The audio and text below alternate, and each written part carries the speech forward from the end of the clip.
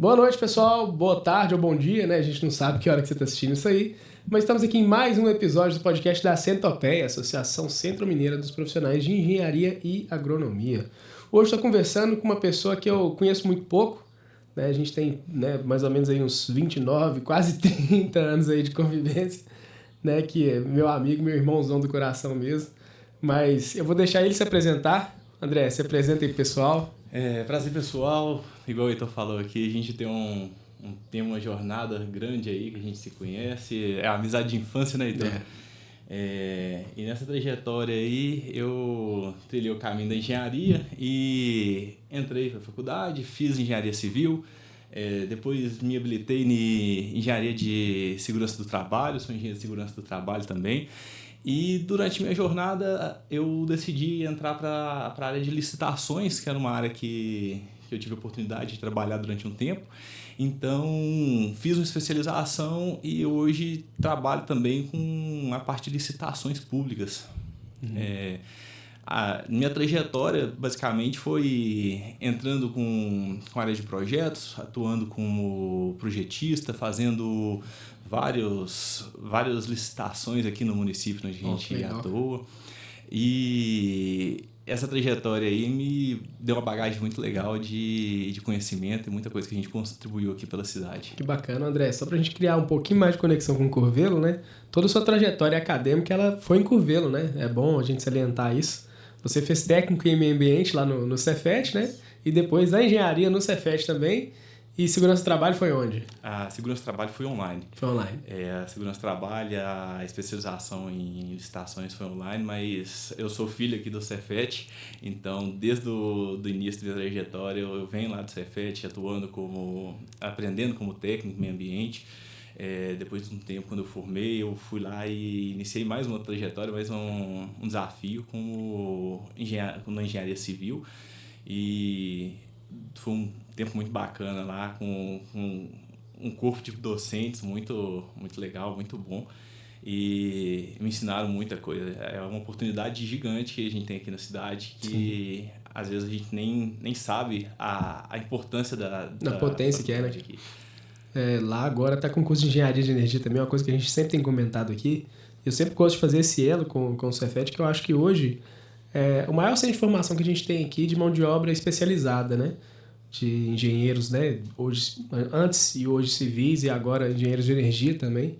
É uma coisa que eu gosto de salientar muito. Acho que nós vamos ter que fazer uma contabilidade de quantos engenheiros que vieram aqui que foram formados ali no Cefet, né? Até brincando isso aí.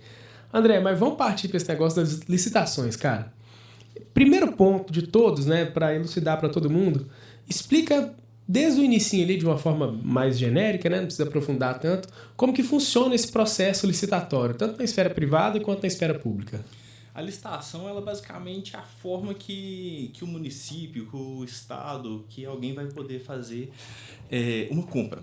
É a metodologia que a gente tem, a legislação que é desenvolvida para poder permitir que o governo, que o estado, que o ente público realize uma compra de qualquer coisa que ela tenha necessidade. Então, desde um prego até um aeroporto público, a gente passa por um processo de licitação.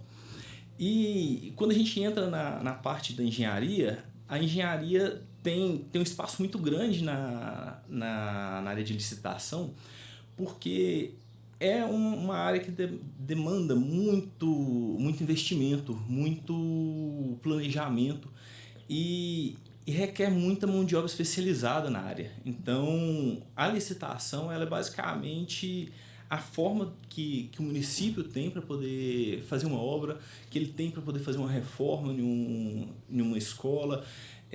Todos os processos hoje de obra mais complexos são realizados com processo de licitação. Se ele não é feito diretamente com a licitação da obra, algum material que vai chegar na frente de serviço, ele vai passar por um processo de licitação. Então, a licitação é a base para tudo que chega no ente público que a gente tem hoje. Não, bacana. Aí a licitação, né, quando a gente fala da licitação da esfera pública ali, como que ela funciona? Né? Você tem uma demanda X, aí você gera o pregão, né, que eles chamam, e espera as empresas cadastrarem ali, fazerem suas propostas, é assim mesmo? Começa tudo na demanda, né? Igual você chegou a comentar, então. Primeiro passo é surgir uma demanda ou então o gestor do município realizar, do município, o governador, quem for, realizar a demanda. Ele pega a demanda, a partir da demanda que ele teve, ele vai começar a movimentar. Para poder ter qualquer licitação hoje em dia, a gente precisa de ter muitas áreas envolvidas, pela responsabilidade que é uma licitação. Então, dada a demanda passada para os entes, a gente faz todo o processo. O corpo de engenharia ele faz as planilhas, a gente faz memoriais descritivos, faz um detalhamento de quantitativos, tudo que a gente precisa ter naquela obra, para quando a gente finalizar isso, a gente mandar para uma etapa de licitação. Essa questão que você chegou a levantar aí do pregão, são modalidades que a gente tem para poder fazer a nossa licitação. As licitações, de modo geral, elas têm várias modalidades. Por exemplo, tem a concorrência, tem o diálogo competitivo, que é uma modalidade nova que tá surgindo, tem o pregão, tem concurso, que é uma modalidade. Por exemplo, a pessoa vai fazer um concurso de um festival para poder escolher um símbolo da cidade. Ele pode ser feito por meio de uma licitação, e ele chama concurso. Mas aí depende da forma que é feita. Em geral, as obras relacionadas a engenharias, elas são realizadas com concorrência, que é uma forma mais robusta de fazer essa licitação. Ela tem uma quantidade de regras maiores e tudo relacionado a uma burocracia necessária para poder conseguir chegar num resultado legal. É publicado no edital.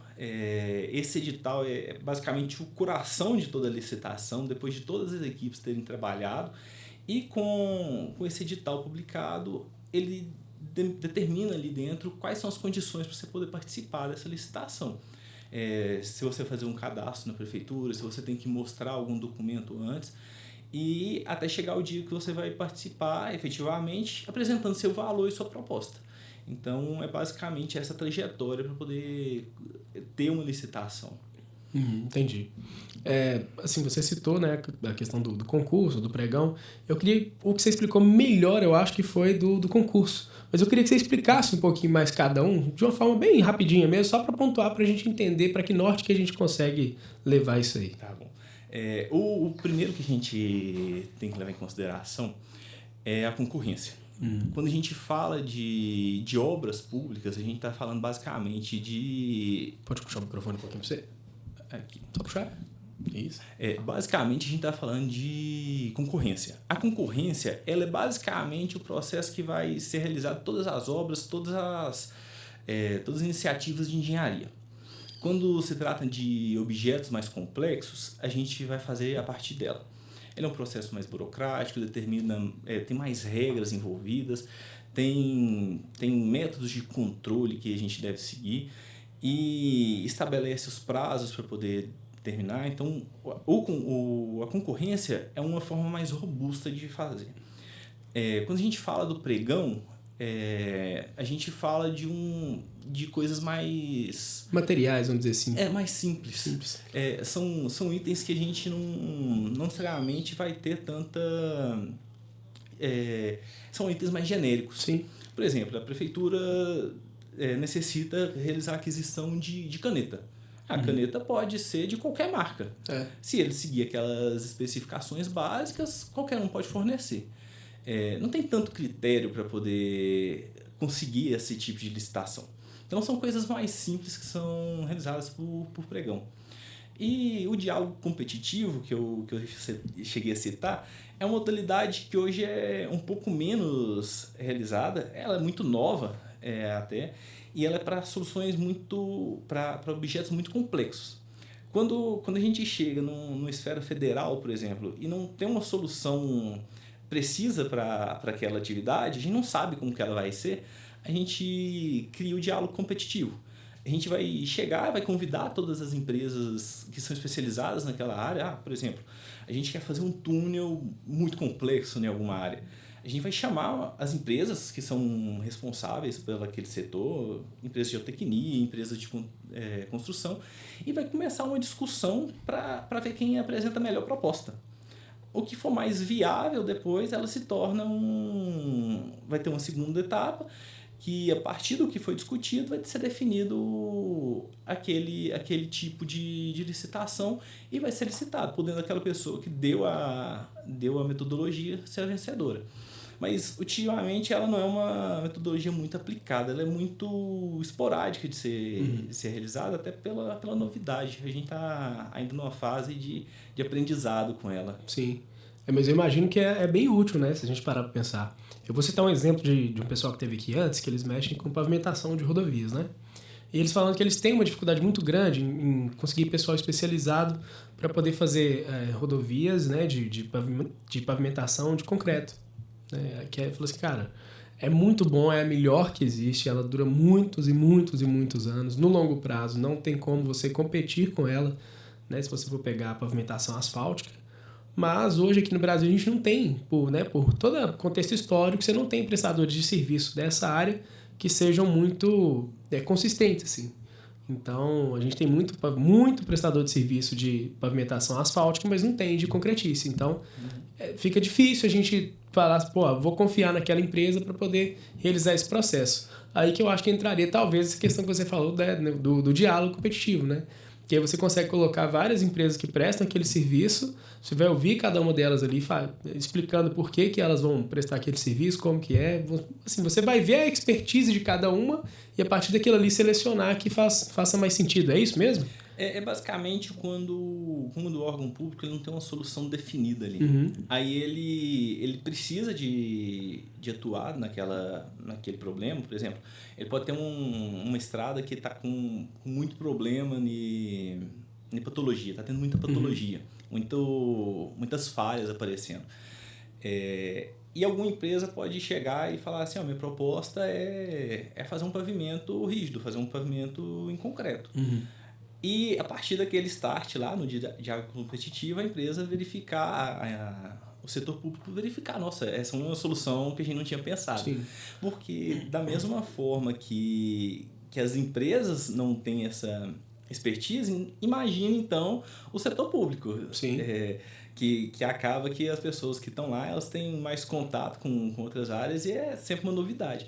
Pode ser que eles não tenham essa expertise e precisam dessa solução. Da solução. É uma questão viável. Não, bacana, cara. E assim, deixa eu te perguntar. Na sua realidade hoje, mais ou menos com quantos processos licitatórios você lida por dia?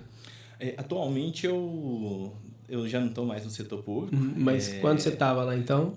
Em torno de... a gente dava assistência para todos que estavam na área. Eram muitas obras que a gente estava tocando de uma vez, mas responsabilidade minha, eu estava em torno de 6 a 7 processos. Ok, isso, muita coisa, hein, cara? Sim, e são obras assim, de muita responsabilidade e de muito vulto para o município, né? A época que eu estava trabalhando diretamente na prefeitura, eu estava encabeçando